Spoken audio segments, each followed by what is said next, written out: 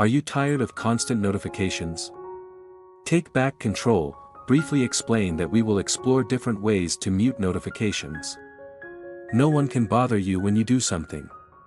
Keeping your phone in this mode will help you have a private space. There will be no notifications to bother you anymore. Let's turn it on. Method 1. Use Do Not Disturb mode. Swipe down from the top right of your screen to access the control center.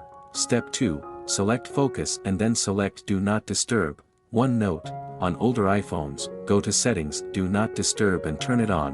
Customize Do Not Disturb settings with focus for scheduled quiet times. Method 2.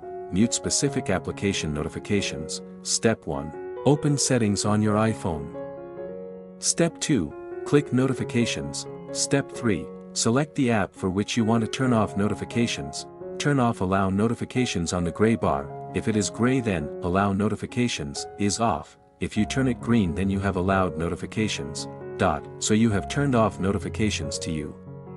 No more notifications from that app. I think you will need this function, because sometimes we will feel annoyed and too many notifications coming from different applications will make us confused. Thanks for watching and see you soon.